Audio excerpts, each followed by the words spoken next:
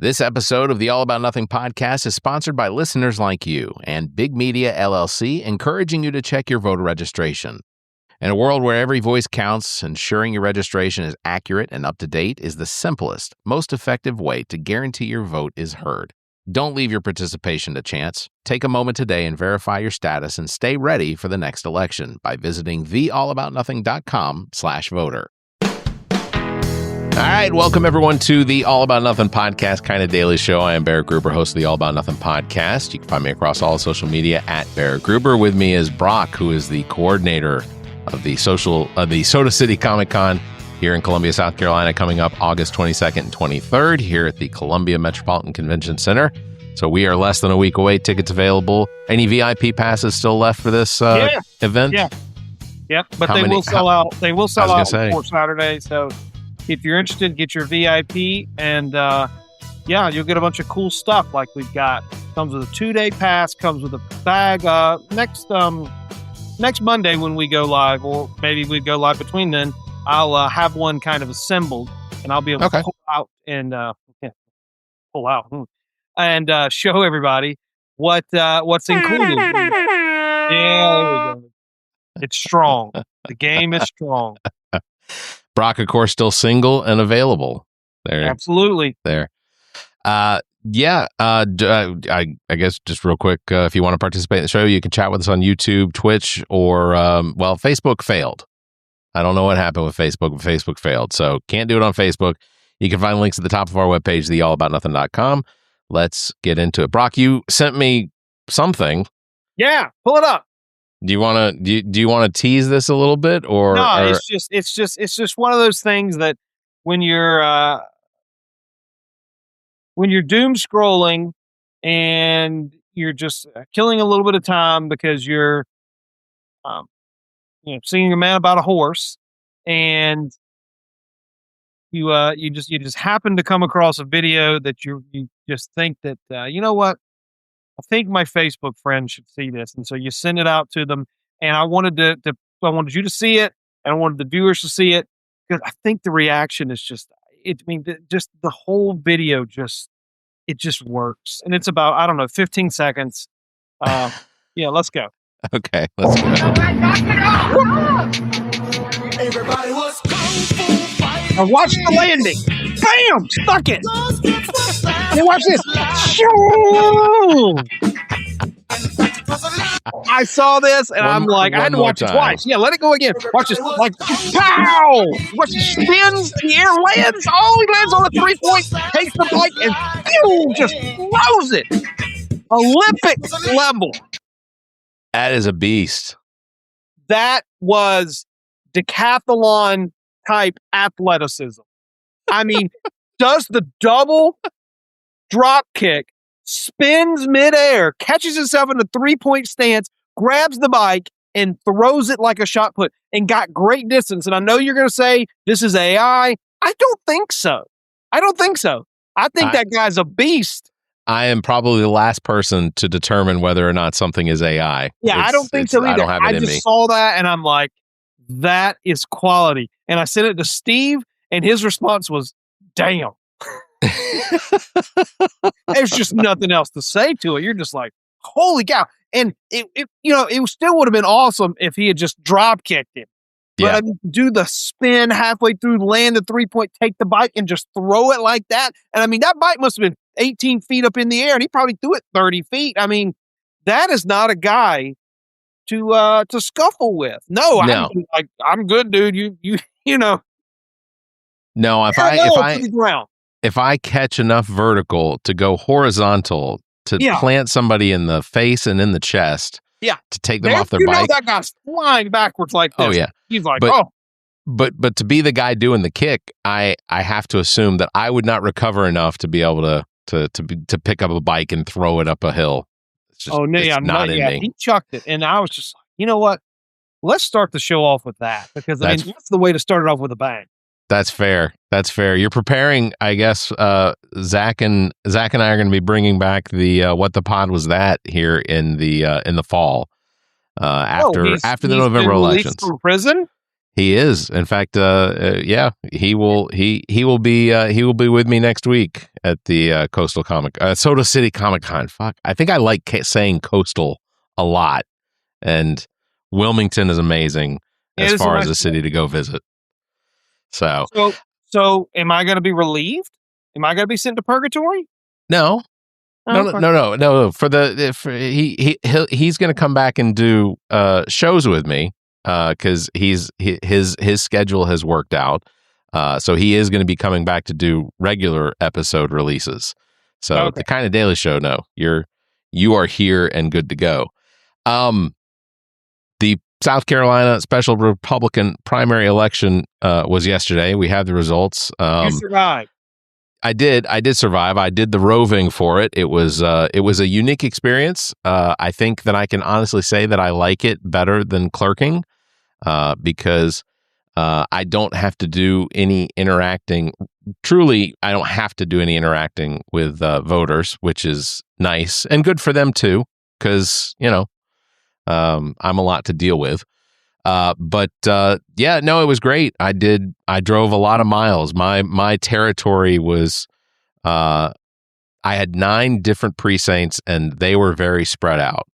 So I'll just say I did a significant number of miles on the car yesterday. A whole tank of gas was spent doing all the driving. So are you a special employee or contract employee for like Lexington County election office or? Yep, under the Election Commission for Lexington County. Okay. So it was, and I've been doing, I was a poll worker and clerking since 2020. So the November 2020 election was the first election that I worked as a clerk or a supervisor for the elections, and I enjoy it. It's exhausting. I mean, you're talking a day that starts at 5 a.m. potentially. If you get to your precinct early enough and you start setting up to make sure everything's going to work and taking care of everything's online, ready to go for 7 o'clock poll opening, it is an exhausting day. It lasts. You're not leaving your precinct any earlier than 8 o'clock to go back to an office where you then have to check in all of the paperwork. You have to check in all of the devices and everything. And then that's when the counting officially gets loaded into the system that gets reported to the state.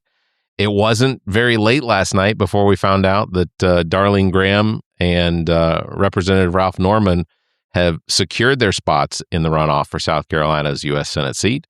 Lindsey Graham's own sister, who was, of course, appointed to be the senator by our outgoing governor, Foghorn Leghorn. I almost messed that one up. But yeah, Leghorn, Foghorn. yeah. So Graham pulled in about 32% of the vote.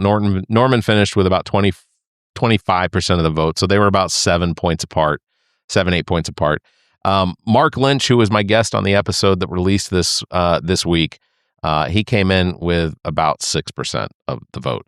So finished third. Yeah, Russell Fry did finish third. I can only confirm that the curse of the All About Nothing podcast guests is still holding hard and true. So hoping that breaks sometime soon, because I've had some candidates on that I would really like to see win an election. Either that or I've won 2. Well, yeah, but you have you won? Yeah, you won. Yeah, but we weren't talking about your election. We weren't talking about your campaign. Yeah, it's not super exciting. That's what I need to do. I need to have guests on and talk about everything except for their campaign. That would probably do them all very big favor. So Graham was sworn in as South Carolina's interim senator just less than a month ago. She's fighting now to keep her seat. One of the questions that I heard a voter ask when I was at a precinct yesterday was, does that make her the incumbent? And according to the definition of the word incumbent, it does not. She is not the incumbent because in order to be an incumbent, you have to have had won an election. So at least as far as the discussion, I didn't interject in the discussion because I had no intelligent input for it except for side eye, I guess. Well, I know on some of the news reporting companies, they have a little asterisk beside her name. Yeah. It shows her as the incumbent. I actually didn't know that. I would have assumed that the answer was, yeah, because she is the sitting acting senator. Well, and So to your point, so when Tim Scott was elected after being appointed by, I guess it was Tim Scott was Nikki Haley. appointed by Haley, and but he was appointed by Haley with like what 2 years left on the term, like so he was in there for or did I can't remember because who was it Dement that gave up his seat, and Yeah, he then worked for the Heritage Foundation. yeah. So, oh yeah, well, great organization. Sarcastically, he said, to make sure that the transcript picks that up because context and it does not Well, get that. I also think there was a million reasons per year for him to go work for them. So Oh, for sure, yeah, 100%. can't necessarily fault him for that. Well, and he's he was one of the he was part of the authoring of the Project 2025, so we can thank him for that, I guess. Again, he said sarcastically for the transcript.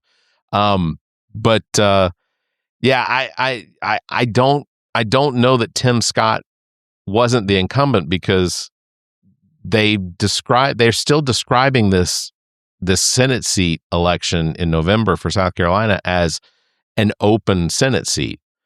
So I guess I'm not exactly sure. I just always assumed in order to be an incumbent, you had to have won an election that you are now defending. And that was, I don't know. I guess we'll see. Do you want an update on the Trump reflecting pool? I mean, no, but I did read that the DOJ had dismissed charges Yeah. against the Olympian for alleged vandalism, and that the lead attorney, Janine Pirro or whatever, I think she's the district attorney for Washington, D.C., yeah. The prosecutor for that district. They have determined that shoddy workmanship, big shock, right, is the reason that the repairs, renovations, whatever you want to call them, failed. Not somebody went with a razor knife or some sort of blade and sliced a 300-foot section out of this reflecting pool, which if the pool had water in it and it wasn't like a thinly stretched plastic, like a plastic lining of a pool, right, you probably couldn't get enough force in the water to even cut into something. I mean, it'd be a lot of resistance in the water. There's a reason they have things like water aerobics and water sports to train, because there is resistance there. You can't just slice, Michael Myers, Jason Voorhees style and just cut up all the stuff. It was just shoddy work, no bid contracts, and you got what you paid for. And it should have never been monkeyed with in the first place. So I'd like to say we didn't get what we paid for, because they did. You went with a friend who just slapped it down and didn't know what they were doing, and you got what you paid for. Should they, should they be sued? Yeah, but whatever. But it's not going to happen. Yeah, I was going to say, if Trump wants a win, sue his friend that's the contractor that he paid, that essentially we gave $17 million to upgrade the pool. Like, it's a concrete bottom normally. Like before all the work was done, it was a concrete bottom. Yes, there's still a concrete stuff. Bottom. Even if you paint over, it's still a concrete bottom. But there's always stuff that potentially grows in this reflecting pool, because I mean, Washington D.C. is a swamp. I mean, I know you want to get swampy politicians out of it, but the place is literally built on top of a swamp.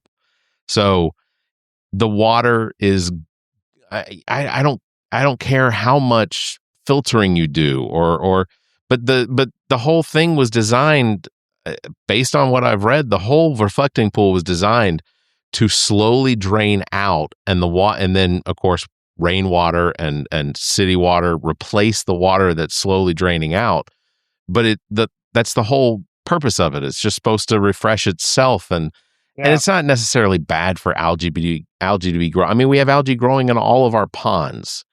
I don't know, the whole thing again. Put some fish in there that eat the algae. Yeah, Yeah. Well, fish in there. Here, and ultimately, here's the problem behind putting fish in there in the summer.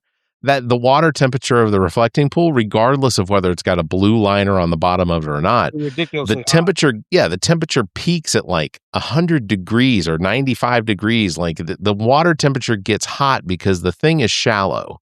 Yeah. So you're gonna grow algae. You're gonna kill any fish that are in there. They're gonna die from the heat. I used to work over on the side of town. I guess on the east side of town. And we had a pond that was outside of our office, and we were directly adjacent to a company called Pure Fishing, which is the company that actually builds the Ugly Stick, the fishing rod. Yeah, I'll give them a plug bell.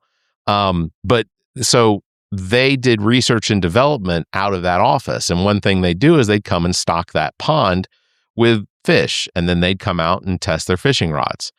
And in the summer months, like we're in right now, the smell from the dying fish that would just float to the top, because it wasn't deep. It was like 2 feet deep.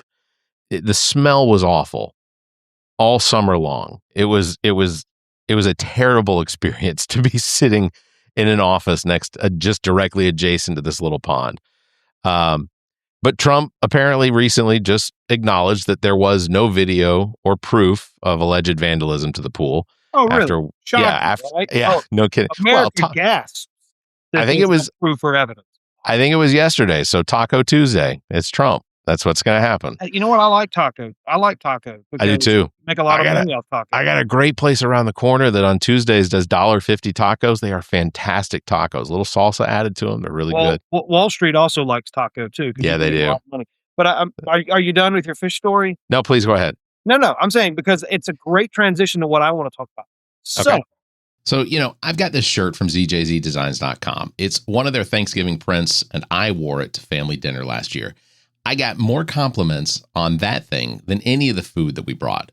Seriously, their stuff is clever, it's comfy, and it's always a conversation starter. Whether you're into spooky Halloween teas, patriotic vibes, or you just want something original that doesn't look like it came from a big box store, check them out. ZJZ Designs. They've got new prints all the time, and I guarantee you'll find one that fits your vibe. Check out ZJZdesigns.com. We can give a little bell. Oh, look at you drinking a beer, you big boy. So not a sponsor. There is a Facebook gentleman. I don't recall his name. Doesn't matter. He's a British guy, and he has a Facebook page that I follow called Tinned Fish Review. And what he does is he does exactly what the title expects. You would expect from reading the title. He reviews tinned fish. And so I've watched him for a month or two, and I find it just very interesting that he will get these various tins of fish and mussels and sardines and anchovies or whatever, and he does about a 2.5 to 3 minute review of eating these things. And so I'm like, you know what? That's very interesting. I've also learned that it's a very European thing, that there's not a lot of there's tinning and canning in the United States, but sardines, anchovies, yeah. But more specialty type stuff is very prominent in Europe, especially your Scandinavian areas, which tends to make sense. They have a lot of coastline. They have a lot. I don't know that I like where this is going. It's not okay.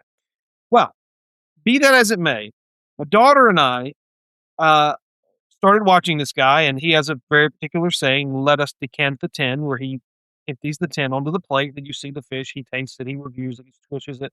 Talks about it. He has a dog that helps him, King Arthur. And again, he's a British guy. Anyways, so he was talking about this one particular canning company in Norway called Fishwife. Well, it's a woman-owned business. You can give them a little ding too. And so I just happened to be in Earth Fair, and I was shopping as my bougie ass would be in Earth Fair. And I just happened to see this on the shelf. Oh. And it is a can of fish, smoked salmon with Sichuan. I think I'm saying that right? Sichuan chili crisp. I'll hold this to the camera so you can kind of see it. And It's $17.95. It was not cheap. And I damn, that's kind of expensive. But then I realized, responsibly raised in Norway. Okay, so, they say fish can't fly. Yes, they can. And no pun intended on the can either. So lovely box art. So we took this out, and I like salmon, and she likes salmon. And I said, you know what? We're going to try this one. And we had another one, another tuna, albacore tuna. It wasn't that good. It was like $7.95, so it wasn't that good. But this one was $18. And so again, lovely box art says, what's this? World's tastiest 10 fish. Okay, so you got all this cool box art here. So it's as the viewers can see, the box is empty because we opened it and decanted the 10, and then we tried it. And I shit you not, it was unbelievably delicious, fantastic. If I'd have had 4 tins, I'd have eaten $80 worth of salmon right in the middle. So good. I mean, it's clearly a special treat. Sure. Because you're only getting 3.2 ounces. There was like 3 chunks of salmon, but the salmon was smoky, and they had a little sweet heat attached to it with the chili flakes or whatever it was, like chili crisp, I think it's that. Yeah, chili crisp.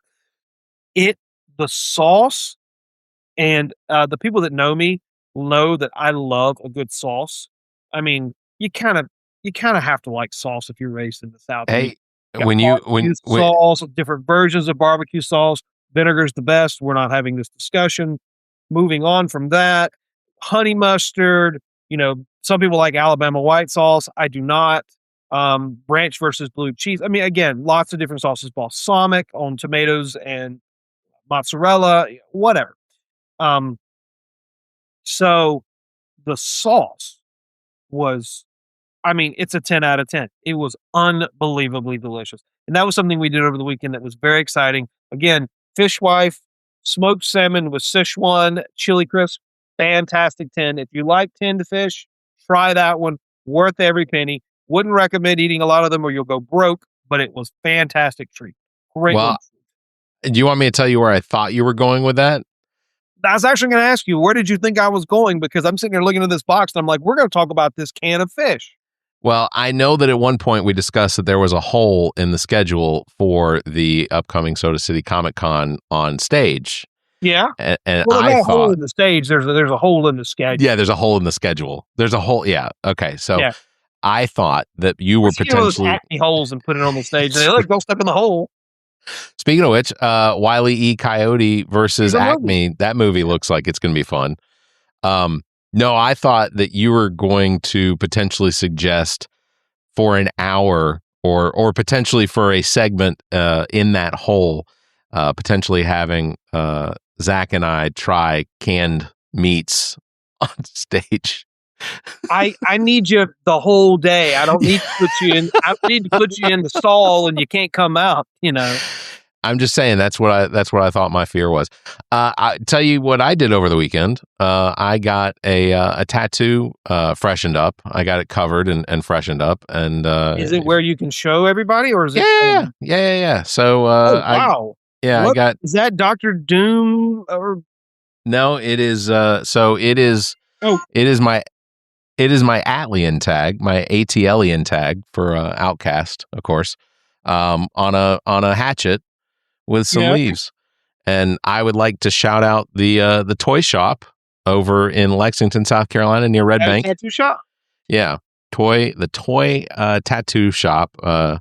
Thaddeus is the one who did the artwork, and I think I can honestly say that I have probably found my permanent tattoo artist. He was fantastic. So if you got it done over the weekend, we're talking 3-4 days ago. Yeah. It's already healed and ready to go? No. It is not yet healed. It is still receiving constant tattoo lotion after the fact. You had to put like a Vaseline or some sort of moisture creams, and then you wrap them or keep some sort of like cellophane or some sort of plastic to hold in the moisture. Or... Yeah, I use large non-adhesive bandages and I put the tattoo after tattoo lotion on it, and then I put a non-adhesive patch on it, and then I wrap it with just a self-adhesive. I keep hitting the microphone. Self-adhesive wrap, so that mostly it's to keep it moisturized overnight, but it's also keeps I mean, there's no more ink coming out of it, but it keeps it off of the pillowcase.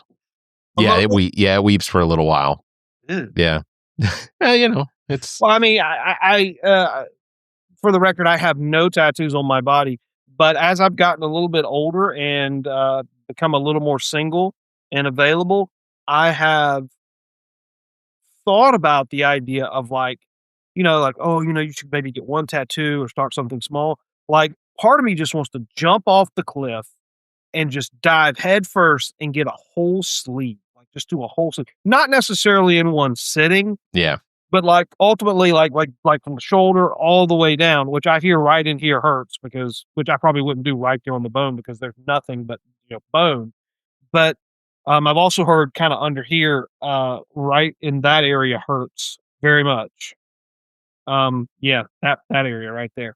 But when I've talked to individuals about that, friends and whatnot, never family, because they would be like, "What are you doing?" But yeah.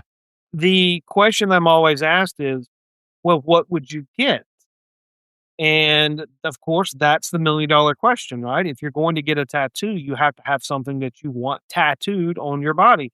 And I can't give a very good answer. So therefore, until I can, there are no tattoos. And there will continue to be no tattoos because I can't exactly determine what I want or would want to have for, I consider a tattoo permanent. If I had one, I wouldn't remove it. And I mean, the age that I am, it's probably not. It's probably not something I'm going to do. But I like the idea of like a sleeve, but I don't. I'm probably too old for that. Well, you're not. But here's my suggestion is if there's never put someone's name. Your children's birth dates, I see that all the time. I find that very respectful. That's all cliche. Yeah, it's a little cliche, but I know them. I don't need to have a calendar reminder on my arm. I've got my iPhone. Your notifications are turned on. They are. It lets me know. But like for mine, I'm from Atlanta. I'm a huge Outkast fan. I'm a fan of the Atlanta Falcons. Like, I grew up in Atlanta in the 90s when Outkast was coming about. So, for me, having some sort of representation on my body, this was and a hatchet because I'm a Braves fan, and so I know there's the tomahawk, but it's copyright infringement, I guess. But I like it, and they say that when you get a tattoo, it always happens in threes. You almost all, like, everyone always says you get 3 tattoos. You wind up getting 3 tattoos. So I've gotten this is now my 3rd.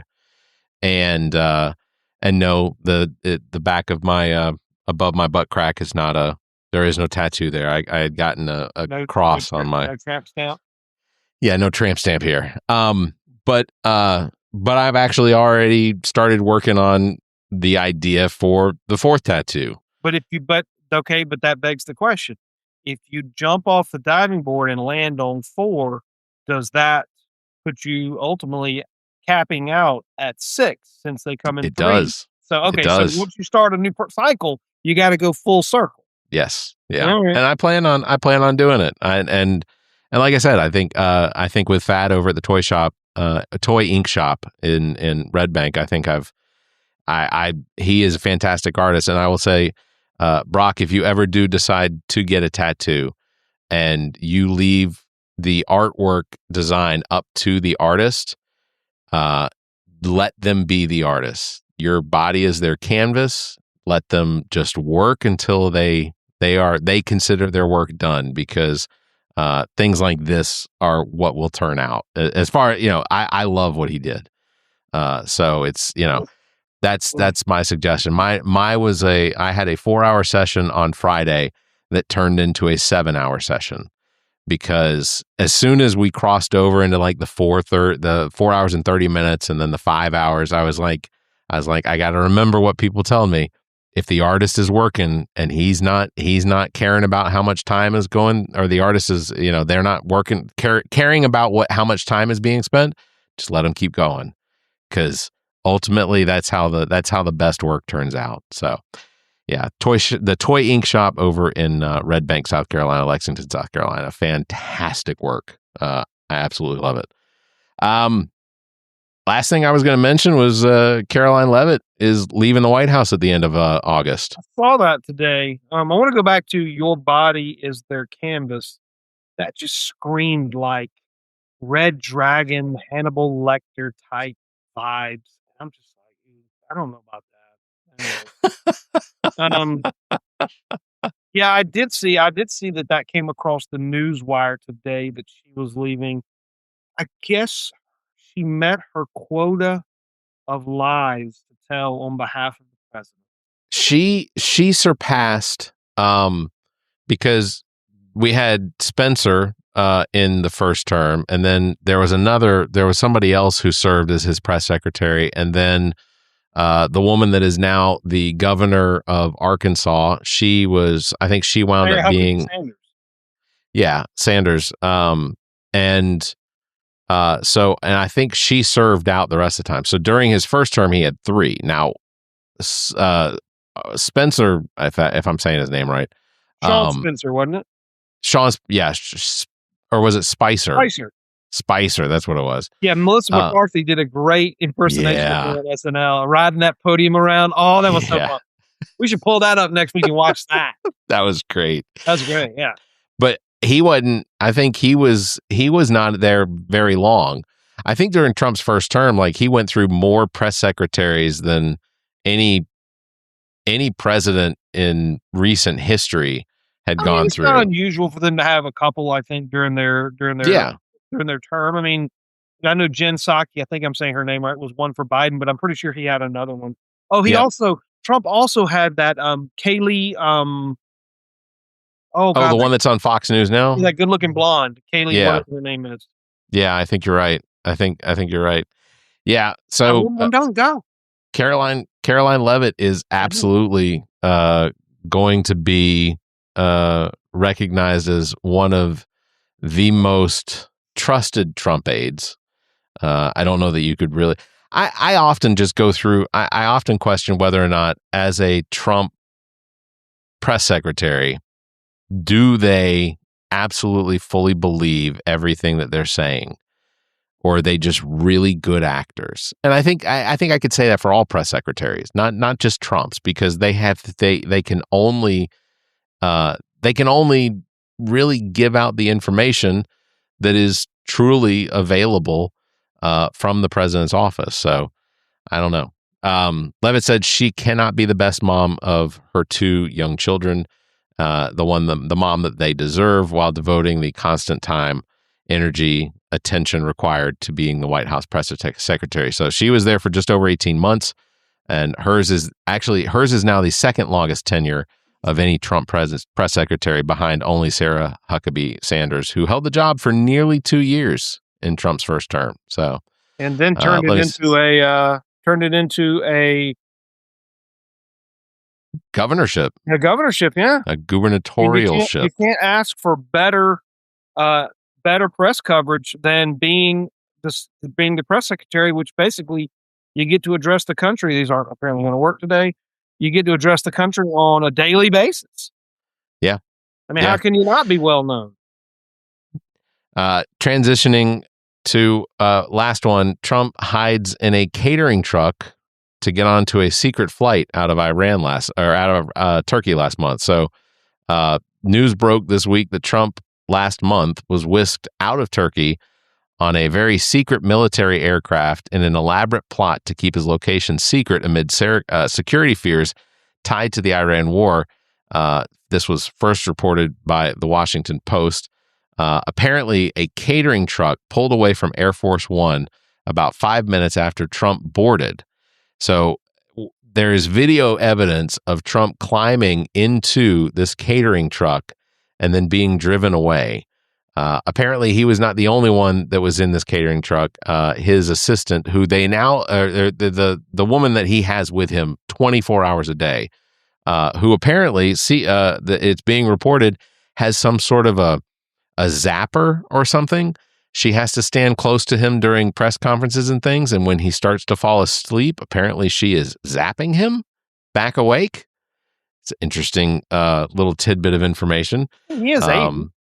Well, he is 80 and he is sundowning. So, yeah, his brain is literally deteriorating in front of us. He is the best case study for the effects of dementia of anyone in the history. He's doing it for us publicly, and I think people should be appreciative of the fact that he is our dementia guinea pig. I think it's fantastic. Well, the only thing that I find fascinating about that story is the type of truck he decided to get on. Of course, he got on a catering truck. Of course he did. You know, it was probably full of Big Macs and KFC buckets and, you know, plenty of ketchup and mayonnaise and whatever other condiments that he likes. Reminds me when he invited the Clemson football national championship team. Oh, yeah. Smorgasbord in the White House dinner. And it was Big Macs and Quarter Pounders and McChickens or something.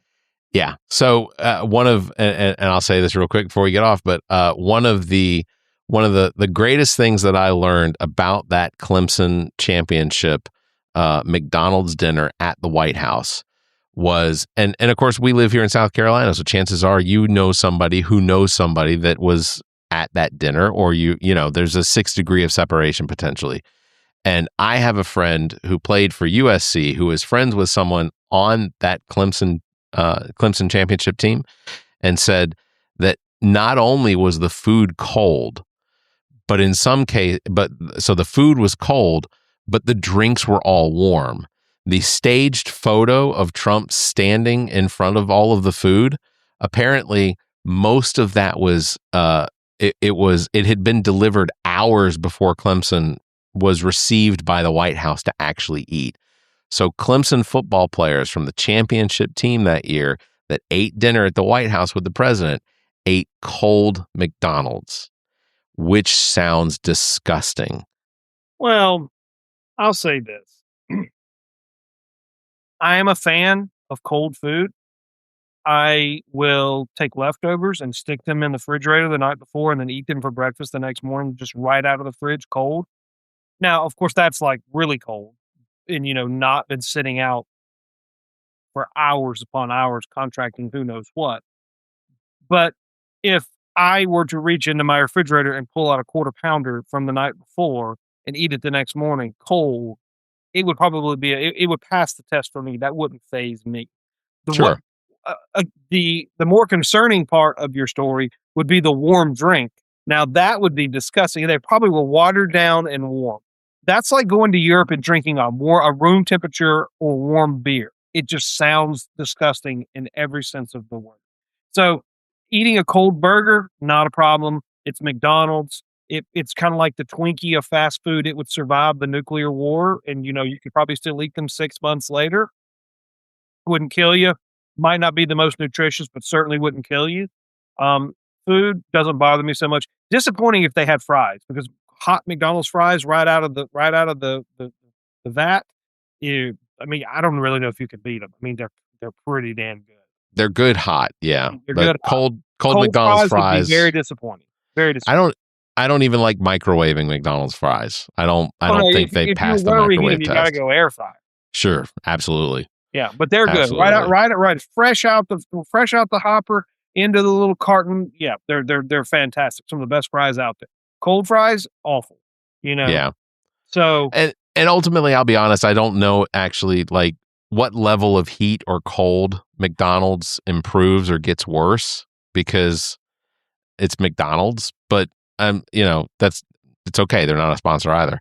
But you know, it's not, I think most people would argue that it's not even really food. There are people that have stored a McDonald's hamburger I've seen for those like testing. 10 years and it looks exactly, it's not molded. It doesn't grow any mold. Exactly. Yeah. I've seen those. So I'd have to argue that at least from a chemical standpoint, I don't know that you could argue that it's actually food. Is it substance? Yeah, I'll give you that. It'll fill your stomach, but is it, something nutritious? I would argue that it isn't, and I will continue to give my daughters McDonald's on a Sunday every time. You know what, Barrett? Sometimes it's just better to have them eat than not. That is correct. Well, on that, we will wrap it up. Big thanks to everybody for watching. Thanks for listening. Don't forget you can follow me at Barrett Gruber across all social media. Check out SodaCityComicCon.com for tickets to the upcoming August 22nd and 23rd Soda City Comic Con here in Columbia, South Carolina at the Columbia Metropolitan Convention Center. Lots of guests that you're absolutely going to want to check out. The whole schedule for the panels is out there, so you can check that out. You can take pictures there. You have all the information is available there at SodaCityComicCon.com. Brock will be there running around, ignoring me probably. No. Hey, is last question? I guess I'll ask real quick before we wrap it up. Is the 501st going to be there this week? Next week? Yeah, but don't call them the 501st. Call them the 50. The 501st. Sorry, 501st. Don't be there. I know. They shoot at me. They'll be there the whole week. Yeah, they'll be there. All right. Sounds great. It's going to be an awesome event. SodaCityComicCon.com for tickets. VIP tickets still available, so do that now. All right. If you can, give us a 5-star review, leave us a comment. Until next time, you all stay safe, be kind, and keep your hands to yourself. Well, you've made it to the end. You survived the rambling, the tangents, and whatever nonsense we just subjected your ears to. Congratulations. Now that your brain is sufficiently scrambled, how about doing something productive for democracy? Before you go off to forget everything you just heard, do yourself a favor and double-check that your voter registration is actually legit at theallaboutnothing.com/voter. It's about the only way to make sure your vote counts, even if your taste in podcasts is questionable. The preceding podcast is solely owned by the host or hosts and is distributed by Big Media, LLC. Copyright 2026.